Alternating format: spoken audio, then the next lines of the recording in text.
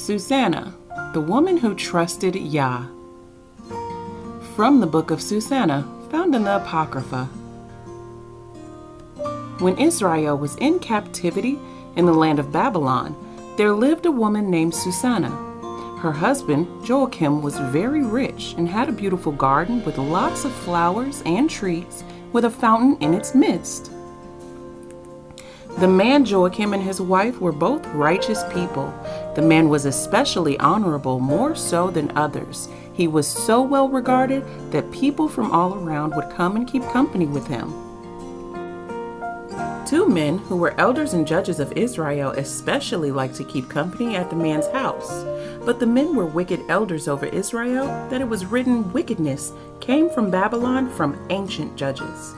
They liked being at the man's house for a very evil reason.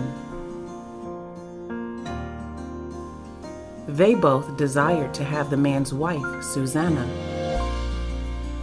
The men would go to Joachim's house daily and conduct their business. They didn't know each other, lusted over the woman, and when it was time for all the people to leave, they would both turn back and hide themselves and watch Joachim's wife go into the garden and mind her business. One day in particular, when the elders turned back to peep at Susanna, they saw each other surprised, and they asked one another, "What are you doing here?" They told each other the truth and found they both wanted to be in there with Susanna. Well, after that, they made a plan together to take her by force.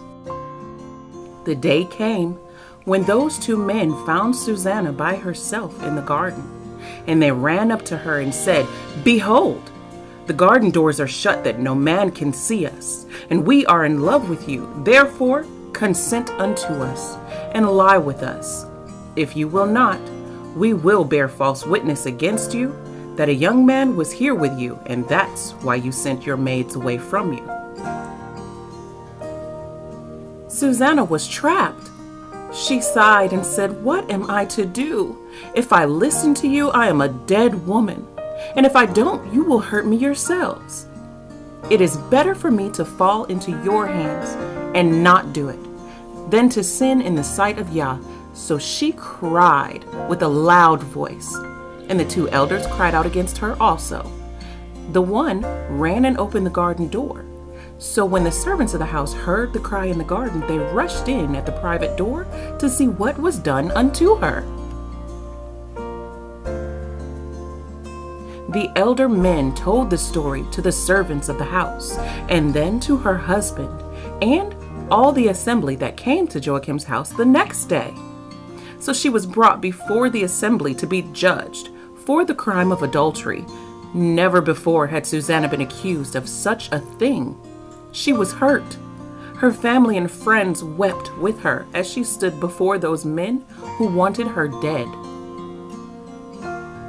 She came veiled, but those wicked men even still lusted after her as she stood there crying, and they demanded that she uncover her face, that they could still look on her and desire her beauty. And they accused her before the assembly, and the assembly believed them because they were elders of the people. And they sentenced Susanna to death.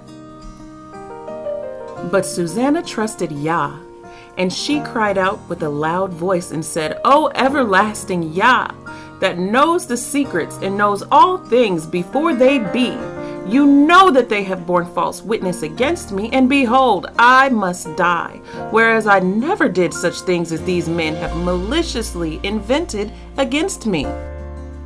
And Yah heard her.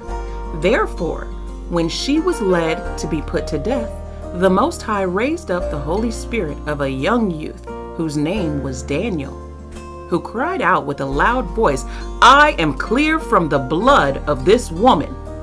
Then all the people turned toward him and said, "What mean these words that you have spoken?" So he, standing in the midst of them, said, "Are you such fools, you sons of Israel, that without examination or knowledge of the truth, you have condemned a daughter of Israel? Return again to the place of judgment, for they have borne false witness against her. Put them apart from one another, and I will examine them." And he questioned both of the men separately, and found that they had lied on the woman. Then said Daniel unto the men, You have lied against your own heads, for the angel of Yah sits with the sword, that he may destroy you. And the assembly cried out with a loud voice, and praised Yah, who saves them that trust in him. And they rose against the two elders, for Daniel had convicted them of false witness by their own mouth. And according to the law of Moses, they did unto them in such sort as they maliciously intended to do to their neighbor. And they put them to death. Thus the innocent blood was saved the same day. The end.